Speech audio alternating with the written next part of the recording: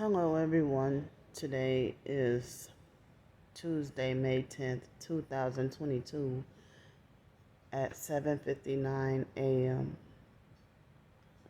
So, thanks to 2 pinches of Salt 84 Himalayan pink salt, um,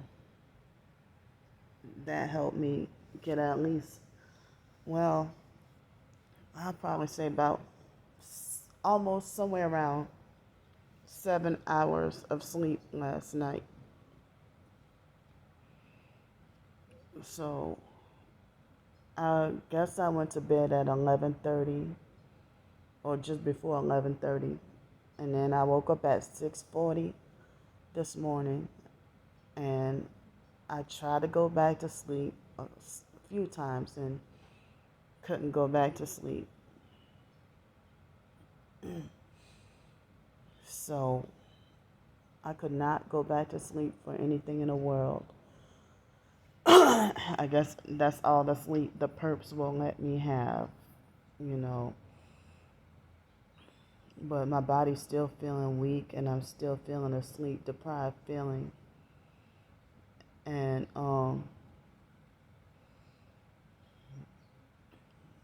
the food on my end that I have, I don't want nothing in this house. But I gotta be careful and watchful too, because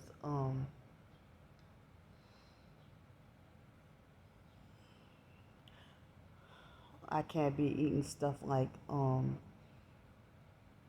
whole bunch of beignets and buttermilk drops and chocolate donuts and stuff like that. Well, I guess occasionally, but um, some buttermilk drops will be nice right now, but I gotta watch my health. But it would be kind of far to go get some. Maybe, maybe not. I don't know, um, but for the past couple of mornings, I've been kind of like in a pancake mood and more like IHOP. But last time I had IHOP was when I came here right after Hurricane Sally. And it was crazy because there was another hurricane, like, kind of situation and bad, horrible weather when I came down here right after Hurricane Sally. And so, I wanted to have stayed down here longer around that time. I think I just stayed a few days, and they weren't doing the weekly rates at that motel in Gretna. They weren't doing weekly rates at that time, just a daily rate, and I think it was like $75 or $80 or something. They boosted up the prices. Excuse me, but motels like that used to be like um $50 a night or so. $50 a night and no tax, and then also $5 key deposit, or it would be like, oh, would it be $50 or $60 a night? No, it would be like $55 a night, and then you get a key. But then it would be $250 a week, and so now motels don't even cost that much no more, and this was just a few years ago. So I have some job. I think I have some job interview today, but as I said, I don't know if it's legit or a scam. But I've seen some reviews of people saying that they didn't get hired, so I don't know. Um,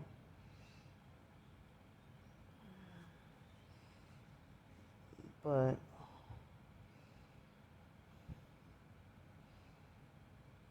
yeah, I mean, things ain't looking so good right now. But um, Yeah, I might have to end up back on the streets homeless in Pensacola. Can't be homeless on the streets here.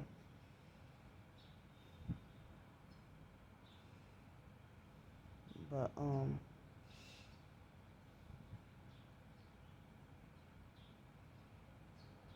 wow.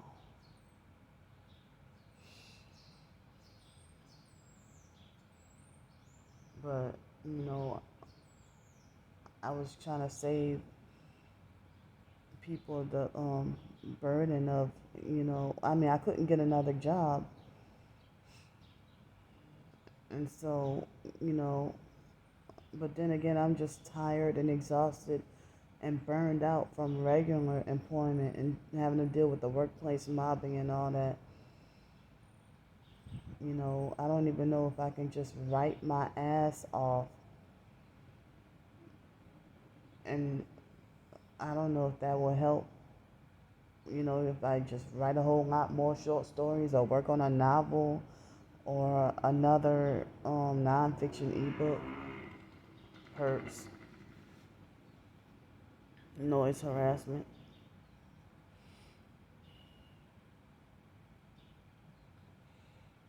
But I'm sitting here. Everybody wants to talk about authors, not your daddy. I'm looking at myself right now. I look a lot like my Aunt Carolyn right now. So, yeah, my aunt that I off my dad's side that I they just recently, like the biological sister Ramona, just recently introduced me into her, like the past few years ago, like maybe in 2017. No, I met her the day after Blake's funeral, my cousin Blake. I'm like, I didn't even know my own aunt. I didn't know of her existence. I heard about Aunt Marie, and I think she died before Arthur did. She died, I think, in like 2009 or 2010 or something. And I never really got to meet her. And I didn't know that we had an uncle or something. One of Arthur's brothers had died on me and my twin sister's birthday in like 2002. I forgot what his name is though.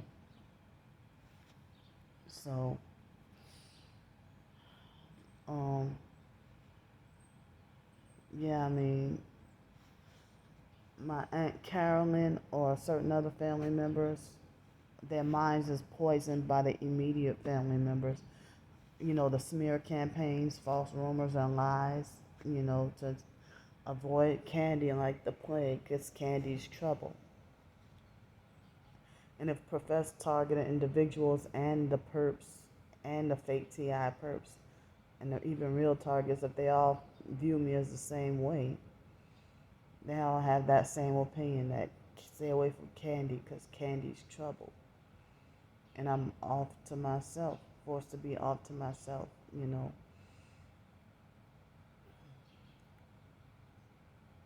But they got some professed targets that they lash out on and take, um, they take their anger and the frustration out on another target rather than the perps. Excuse me, my ear is super itching deep down in there. Uh, but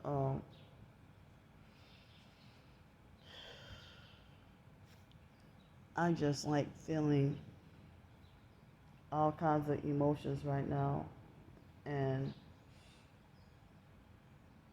I wish I could go explore somewhere, but I don't have to have any place in mind or anything in mind where I want to go.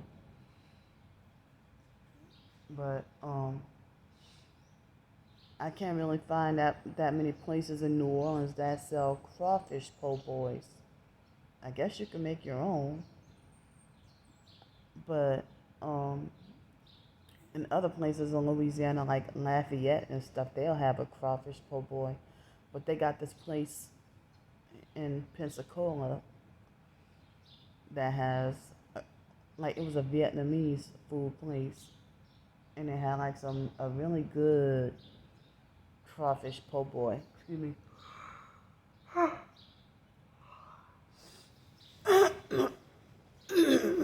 But you know what? The foster mom always treated the foster sister Joni way better than us. I'm just thinking about like when we were younger and going on field trips. The foster mom used to leave us to be punished with eating the school lunch with the school lunch and the you know the warm expired milk, and it would be white milk, and they wouldn't even keep ice to keep the milk or orange juice or whatever. They wouldn't let it be cool. Like we would just get like a sandwich and white milk, and I don't remember if we got a tiny little bag of chips, and it would be plain chips or something if we went on a field trip. But the foster sister Joni, the foster mom, and she used to do it up for Joni. And people used to say that the roast beef po' boys or shrimp po' boys was expensive. So the foster mom, she would leave us to eat like the be punished with the school lunch. But when Joni went on field trips, the foster mom used to love her enough that she used to doctor up a nice big fancy lunch for her and have like Joan. She used to send Joni to school to go on a field trip with the roast beef po' boy or a shrimp po' boy or something like that, and we were left to eat the school lunch.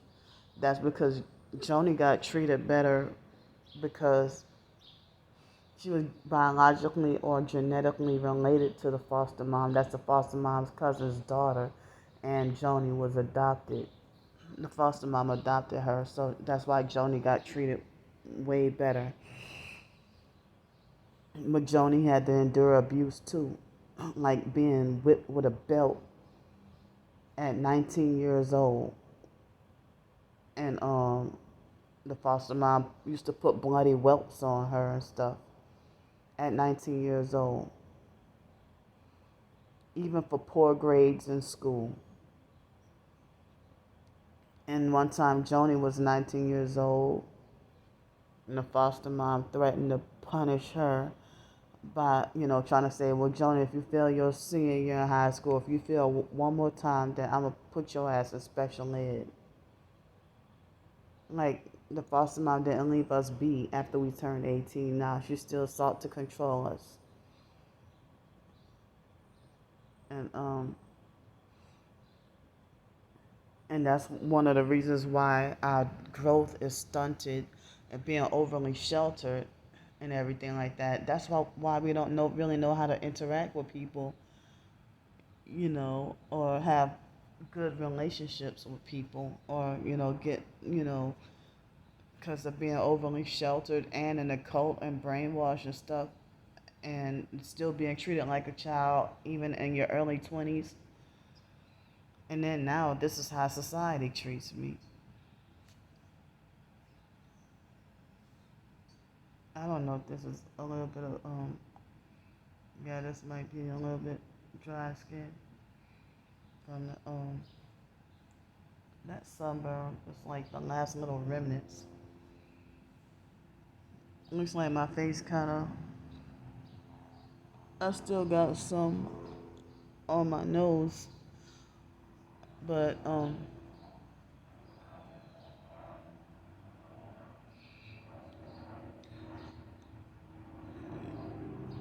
you hear that?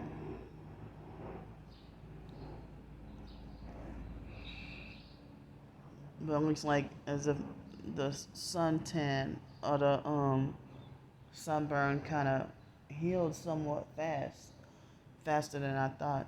But it was very painful. But I'm sitting here looking at myself. I definitely look Creole. Definitely got those Creole features. You can't say all they ain't my daddy. But I look a lot like my mother right now. But I just made a facial expression that looked like my nephew Raymond. But growing up, I always been told I look just like Mark and Sean, the biological brothers. I never really been told that I look like Wyatt or Pete. Only one time somebody said, "Oh, you look just like Derek." No, I don't. It's my twin sister who looks just like him. So,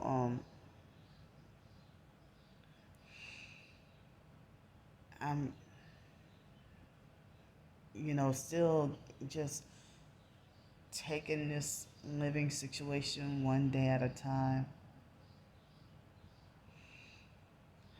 I'm still trying to wait and see. Still trying to figure out some stuff, and yeah. So I don't know, but um, don't know if I can get any more sleep. But I'm, you know, just trying to go moment by moment, I guess. Um,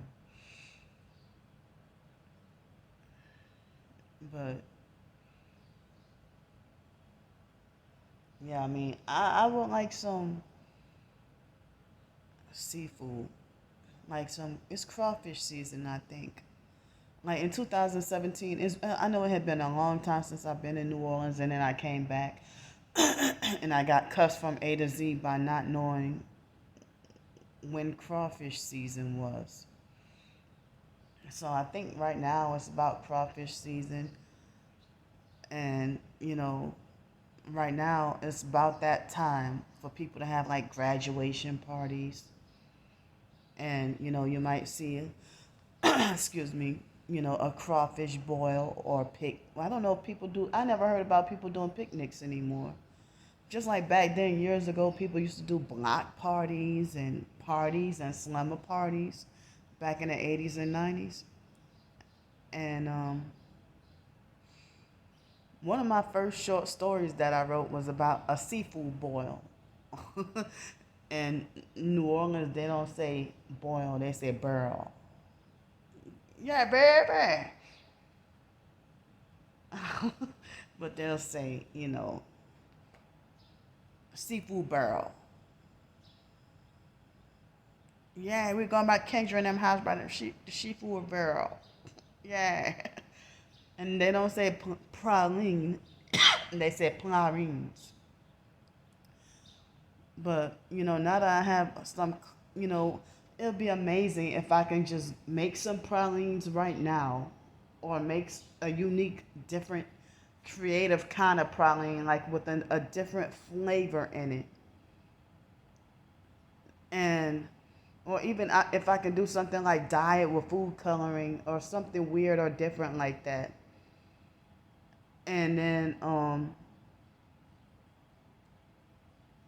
and then go out and just sell it out in the community or something. But I can't just do it like that. I mean, and that could be a money making opportunity to help. I mean, that could be an income or a money making opportunity right there. I mean, I got at least enough money to start making some candy, or if I were to make pies, if I were to be the pie lady, the praline candy lady, or the frozen cup lady, and I can make an income like that. But no, it ain't like the 80s or 90s. So you got to be special now in order to get to do something like that. But knowing me, I probably might try to do something, or I could be that pound cake lady or something, or be making cakes and pies or whatever. And but nowadays you gotta have a license to do it. You gotta have a license to do it. I don't have to be homeless and broken, waiting for somebody to hire me. But the system set this up this way that I gotta wait around for somebody to hire me and then be rejected from the job. But I couldn't get me being targeted. I don't get away with nothing. So I couldn't get away with just trying to go make and sell candy and then just go sell it. Oh, they'll report me in faster than a heartbeat. So that's why I'm just trying to rely on something from my short stories, but they're keeping me sleep deprived and preventing me from performing at my best. And I mean, I don't need a license to for the short stories or anything like that. But as I said, in this situation, what could I do to be for something to be like a stepping stone for me to get on my own real quick and real fast? Or if I can be selling like an organic, natural, healthy alternative to like the frozen cups, or if I can make an organic, healthy, natural, guilt-free pound cake or something like that. Or if I can be making like zucchini bread or you know, if I can make zucchini bread, or if I can make that sweet pea pie of the short story recipe that I did. I never made such a thing, but um, it'll be cool if I could make like a sweet pea pie. Um, I try to look up some recipes, but other people, their idea is different looking from mine, you know. But it'll be cool if I can do like make a pie and section it off like with potato, carrot, and pea. But it's not even St. Patrick's Day. But people would think of those colors. Or if I were to do like a pie that, say for example, pineapple, grape, and kiwi, pineapple or pineapple and some kind of purple fruit and kiwi, and section it off, you know. I'm just thinking up some things. Um, or if I can have them like, because I suck at decorating, and I suck at art, but I'm not the best cook. But I think on my own terms and my own inventions and creativity in the kitchen that was different from what everybody else. I mean, like the biological family members, they rave on and still to this day talk about the and I don't even remember how I made it, but I still probably think I mean I think I made like a craft. I mean it was a imitation crab meat casserole with pasta and cheese and something I did back in like 2004 or something, and I made at least like 2 pans of it. In the family, they would still rave on. Family and friends of the family, they'll still rave on a long time later. But they have like if there's a potluck, like at the fake Hellsway Church in Los Angeles, I make a dish, and no people treat my food like it's disease. They don't even want to touch my food, or they'll pretend to be fake nice and take one bite and sneak behind my back and then throw it in the trash, and then lie to me and say they thought it tastes good. But people whose minds aren't corrupted or tainted about me, or if they aren't compromised, they'll tell me their honest opinion about my food, my cooking, and also the my writings and my short stories or ebooks or whatever. But even at the fake Hell's Way Church, everybody was doggone perp. And so it was weird because it would be packaged food that I'll buy from the 99-cent store. Like, say, if it would be packaged cookies that are unopened, they will act like as if, nobody wants it, but they'll take everybody else's food.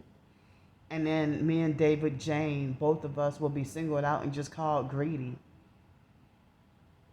And then they over exaggerate. If everybody eats 3 hot dogs, then they want to single me and David Jane out and call us greedy and over exaggerate and falsely accuse us of eating 6 hot dogs when we would eat the same 3 hot dogs as everybody else. And now David Jane is perping me and calling me greedy, but he didn't like how it felt to be called fat and greedy and all those names and singled out and abused and treated a certain way and locked in a car and everything like that.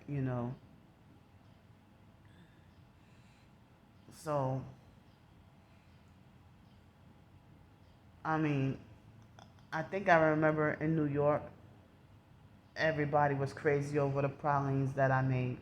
But I did not realize I found out there was a quicker method and a quicker recipe, um, rather than the way I was taught.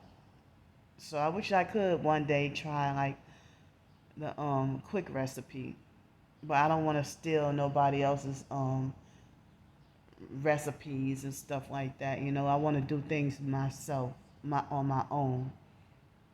You know, I mean I never made a pound cake before, but I've seen a few videos recently.